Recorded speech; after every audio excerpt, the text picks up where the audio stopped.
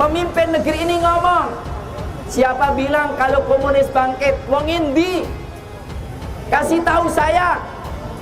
Omongannya begitu vulgarnya, tapi ternyata anggota dewan yang mengatakan aku bangga anak PKI. Viralkan, pakar intelijen endus ada upaya makar di balik demo PA212, ditulis oleh Ferry Padli dari siwa.com. PA212 bisa dikatakan organisasi yang ilegal di negeri ini, sama seperti HTI dan PKI, karena organisasi ini tidak berbadan hukum. Begitupun dengan FPI, meskipun sempat menjadi organisasi legal, namun saat ini izinnya sudah kadaluarsa, dan izin yang baru belum juga diterbitkan oleh pemerintah. Pemerintah belum mau memperpanjang izin Ormas besutan Rizik itu bukan karena apa-apa, tapi terganjal ADART.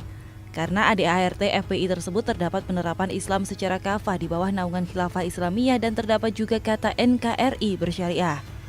Sedangkan di Undang-Undang Ormas kita tidak mengenal istilah kata-kata itu, dan setiap organisasi wajib berlandaskan Pancasila dan UUD 1945.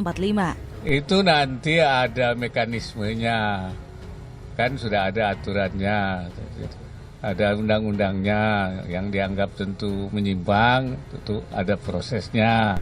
Itulah kenapa HTI yang meskipun pernah memiliki izin di Indonesia tetap saja dibubarkan, karena tidak sesuai dengan ideologi negara dan tidak berasaskan Pancasila. Selain itu, FPI ini juga kerap mengambil alih tugas aparat kepolisian, seperti melakukan aksi sweeping di rumah-rumah makan dan lain-lain, sehingga sangat meresahkan masyarakat.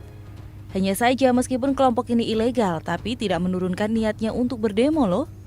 Kemarin Rabu 24 Juni 2020, PA212 dan kawan-kawan kembali menggelar demo setelah sekian lama tidak turun ke jalan pasca Indonesia dilanda COVID-19. Namun isu yang diangkat di demo kali ini agak sedikit berbeda.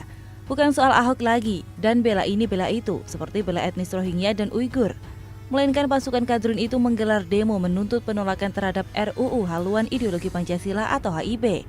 Entah mereka paham atau tidak, RUU HIP ini urusan belakang, yang penting demo dulu. Karena selama ini kelompok ini memang tidak terlalu peduli dengan Pancasila kok. Bahkan kenapa saat ini status FPI masih ilegal? Karena itu tadi, yakni asasnya tidak sesuai dengan Pancasila. Jadi kalau mereka mengaku demo bela Pancasila, pasti itu hanya omong kosong. Buktinya mereka dekat dengan ex-ormas anti-Pancasila HTI, dan malahan mereka kala itu ikut menolak pembubaran HTI. Lagian pula kelompok ini memang gak jelas. Awalnya berdiri untuk mendesak agar Ahok dipenjarakan, kemudian jadi alat bagi Anies untuk memperebutkan kursi gubernur DKI. Setelah Ahok dipenjara, seharusnya kelompok ini membubarkan diri, karena tujuannya sudah tercapai. Ibarat panitia pesta pernikahan, kalau acaranya atau resepsinya sudah selesai ya bubar, ngapain juga masih ada lagi. Mau liatin si pengantin malam pertama gitu? Kan gak mungkin. Ini tetap eksis dan nembak kemana-mana. Kalau disebut membela Islam, gak juga, karena kelompok ini pernah membela Haritanu yang jelas-jelas non-muslim. Lagian pula kalau mereka benar-benar pejuang Islam, gak akan mungkin sang junjungan sekaligus imam besarnya Rizik Syihab tersandung kasus skandal chat mesum bersama seorang janda cantik Firza Hussein.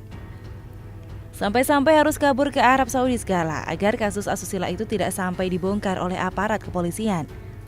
Nah, ternyata setelah ditelusuri lebih jauh, menurut pengakuan salah seorang pengamat intelijen, Stanislaus Rianta, ada indikasi PA212 menggelar demo ini justru untuk mengambil momentum menggencarkan isu pemakzulan terhadap Presiden Jokowi di tengah pandemi COVID-19 ini. Ini berbahaya, demo RUU HIP dan sangat dimungkinkan jembatan mereka untuk memakzulkan Pak Jokowi, ujar Stanislaus. Mengingat RUU yang diusulkan oleh DPR ini sangat sensitif dan rawan untuk disusupi oleh isu-isu agama. Dan tidak hanya Presiden Jokowi saja yang menjadi sasaran tembak mereka, tapi juga PDIP. Yang lebih berat lagi kalau sudah masuk ke dalam masalah itu, yang ditembak bukan undang-undangnya, tapi malahan mengarah kepada PDI Perjuangan ataupun Presiden Jokowi. Ini berbahaya dan sangat dimungkinkan jembatan mereka untuk memakzulkan Pak Jokowi karena sudah beredar narasi-narasi tersebut. Lanjut, Stanislaus memberi peringatan kepada pemerintah untuk lebih berhati-hati. Saya ada datanya, ini fakta, mereka mengarah ke situ, atau sebutlah bisa ditunggangi untuk ke sana. Intinya ada di pemerintah, mereka harus tegas. Kalau sudah pemerintah menolak RUU tidak akan ada demo. Mau demo apa mereka? Mereka demonya menyerang pemerintah, ujarnya lagi. Memang sih apa yang disampaikan oleh Stanislaus itu benar adanya. Tidak perlu data dari dia segala untuk mengetahui kalau ada unsur makar di balik demo penolakan RUU HIP itu. Dari internet juga banyak. Lantas kalau sudah bicara soal pemakzulan pasti ada dalangnya dong. Pertanyaannya, siapakah dalang di balik rencana pemakzulan terhadap Presiden Jokowi tersebut? Kita perhatikan saja, partai apa yang beberapa waktu lalu ikut-ikutan memainkan isu PKI, serta yang dekat dengan kelompok ini, dan yang sebelumnya aset ketua partainya disita oleh negara.